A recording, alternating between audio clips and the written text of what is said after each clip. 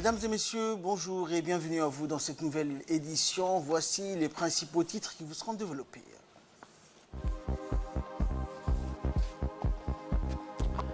Le président de la République a tenu donc une importante réunion en présence des membres du gouvernement en charge du plan Ortec. Et au Kenya, 24 morts dans un glissement de terrain.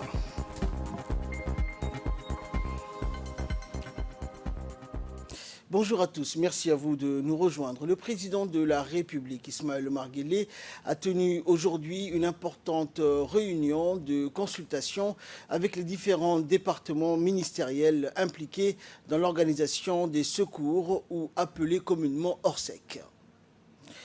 Les différents responsables ont présenté tour à tour au président de la République un compte rendu détaillé de l'évolution de la situation. Ces consultations qui ont duré plusieurs heures ont débouché sur la poursuite des secours d'urgence, notamment l'évacuation des eaux pluviales afin de permettre une reprise du trafic urbain et interurbain. Et quant à la situation météorologique, elle a marqué aujourd'hui une nette amélioration par rapport aux jours précédents, ce qui a permis donc aux secours de mieux coordonner leurs actions. Il faut noter que ces perturbations météorologiques découlent du changement climatique enregistré un peu partout dans le monde. Notre sous-région a connu donc un partage avec Djibouti cette situation climatique exceptionnelle.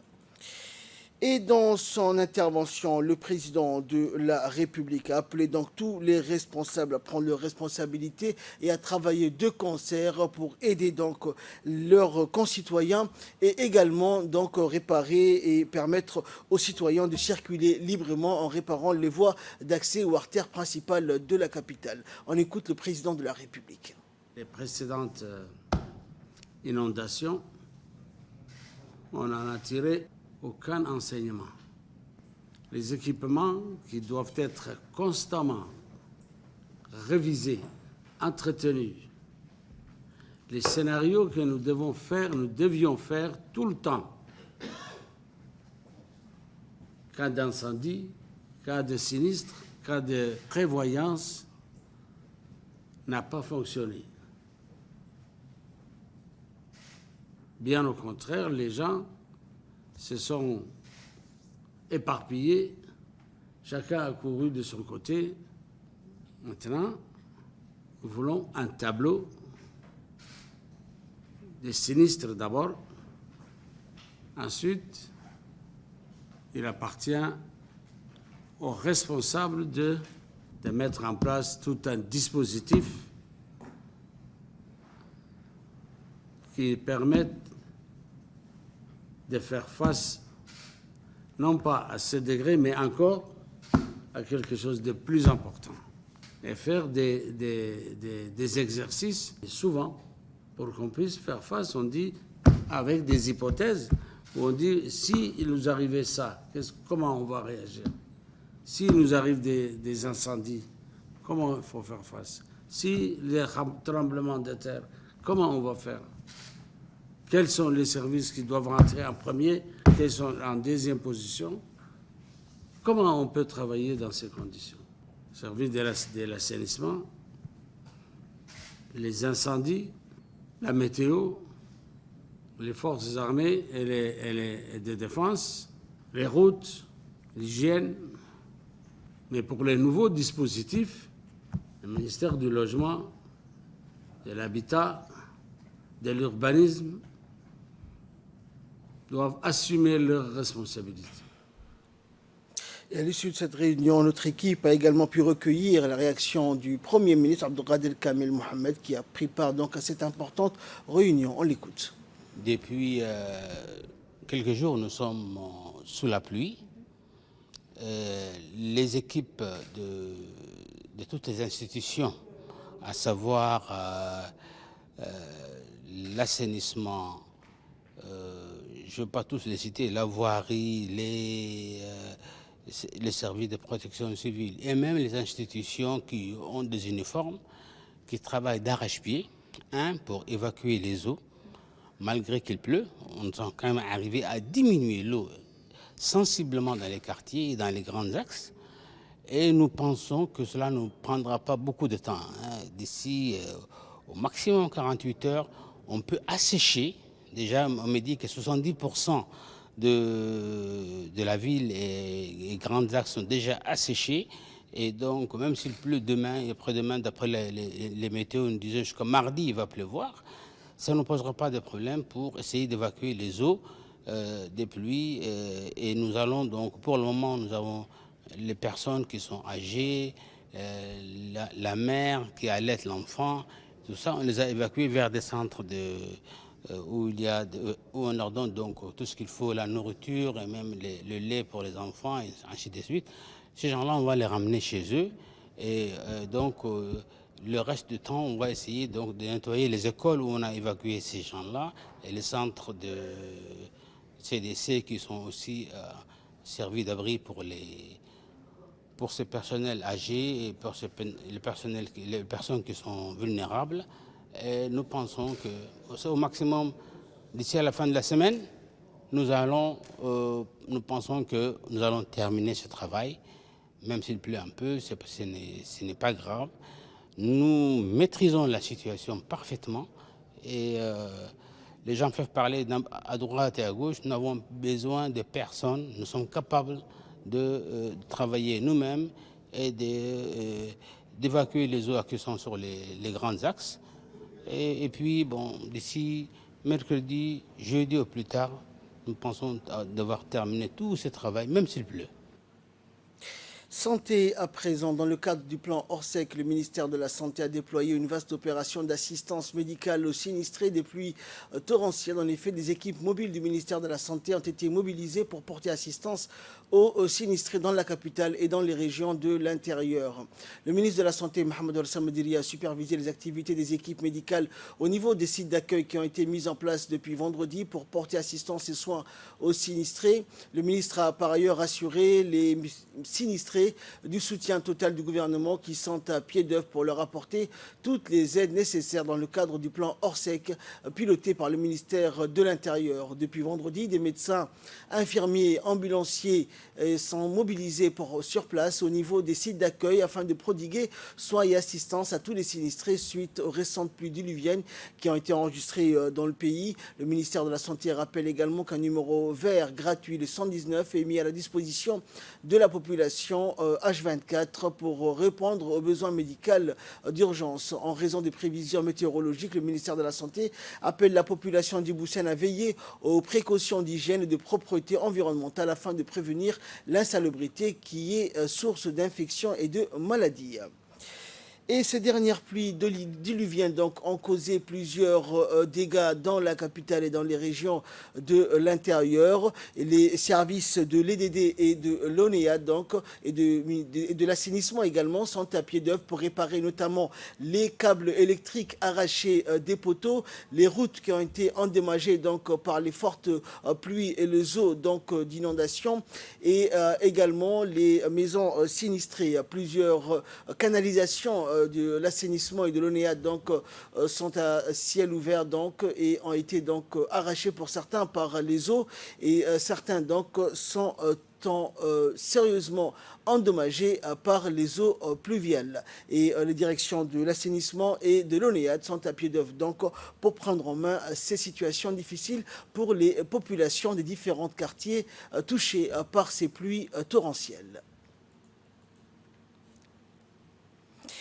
Le secrétaire exécutif de l'autorité intergouvernementale pour le développement, l'IGAD, Dr Workine Gebeyehu, a remis ce matin un chèque d'un montant de 50 000 $ au préfet de la ville de Djibouti afin de soutenir le gouvernement de Djibouti dans ses efforts pour venir en aide aux populations touchées par les fortes pluies dans la capitale. Après avoir reçu le préfet de Djibouti-Ville, Ousmane Bilegiré, le secrétaire exécutif s'est informé donc de la situation. Selon M. Guiré, de nombreux habitants de Djibouti ont été touchés par les inondations et sont actuellement hébergés dans des locaux appartenant au gouvernement tels que les écoles ou encore les CDC. Des hommes et des femmes en uniforme fournissent également une assistance aux personnes déplacées et à d'autres personnes vulnérables. Le secrétaire exécutif a déclaré sa volonté de soutenir le gouvernement et le peuple djiboutien. Il a rappelé la réunion de la cellule de crise hier samedi, au cours de laquelle le gouvernement de Djibouti avait fait appel aux partenaires. Dr Gabeyougou a loué également les efforts du gouvernement de Djibouti et a réaffirmé la détermination du secrétariat de l'IGAD à faire preuve de solidarité en ces temps difficiles. Le commandant des gardes-côtes djiboutiens, le colonel Waïs Omar Bogoré, est accompagné de notre ambassadeur au Japon, Ahmed Araita Ali, à Tokyo, a rencontré M. Ruichi Kato, directeur général du département Afrique de la JICA, le 19 novembre dernier, au siège de la JICA à Djibouti. Tout d'abord, l'ambassadeur Araita a remercié M. Kato et a présenté la délégation des gardes-côtes djiboutiens. Et par la suite des discussions avec le directeur général, Kato ont essentiellement porté sur la relation bilatérale ainsi que les voies et moyens de renforcer la capacité des gardes-côtes djiboutiens. Le commandant des gardes-côtes djiboutiens, le colonel Waïs Omar Bogoré, a apprécié l'engagement du Japon dans la lutte contre la piraterie au large de la Somalie et dans le golfe d'Aden depuis 2009 et a remercié le gouvernement du Japon à travers la JICA pour son soutien continu pour le renforcement des capacités des gardes-côtes djiboutiens depuis sa création en 2010. C'est donc l'appel à prière de l'Asr. Nous retrouvons la suite de notre journal. Les sports à présent dans le cadre du match amical qui a opposé hier au stade Gouled les requins de Djibouti face à l'équipe U20 de l'île Maurice. Les requins de Djibouti ont remporté donc le match sur un score de 3 buts à 0, un match donc amical. Et pour le baby club mauricien dirigé par le duo Denis Doké-Kersley, le vrai, c'était l'occasion d'effectuer le dernier réglage à Djibouti pour prendre part dans quelques jours au COSAFA U20 Men's Championship prévu du 4 au 14 décembre en Zambie. Les requins ont ouvert donc la marque par un centre d'Ahmed Youssouf, repris au deuxième poteau par une tête d'Ali Farada, 1 but à 0. Quant au second but, à la 75e minute, aussitôt les requins s'échappent et marquent un troisième but à la dernière minute par Mohamed Salem. Et finalement, la victoire revient aux requins par 3 buts à 0, durant lequel une nette domination du requin de la mer Rouge a été donc observée. Après le football, l'athlétisme, la ville Assad Diog a abrité hier matin, vendredi, donc plusieurs éditions Cross Assad Diog de 10 km d'Ali Sabié. Le coup d'envoi de cette course Cross Assad Diog a été donné par le préfet de la région, Moussa Aden Migane, en présence du colonel de l'armée Bias de la région, Abdelouassi Ben Mohamed, le directeur du secrétariat d'État à la jeunesse et au sport, Ahmed Moussa. La course de 10 km a vu la participation des clubs de l'armée nationale, de la gendarmerie nationale, de la garde républicaine, de la police nationale ainsi que des pensionnaires de l'école sport-études. Cette journée sportive passée en terroir donc à Assad Diog s'est terminée par la remise des trophées aux vainqueurs de différentes épreuves au programme. Différents vainqueurs de la course, à savoir les 10 km, 5 km et 3 km, ont reçu chacun des trophées de la main des responsables présents.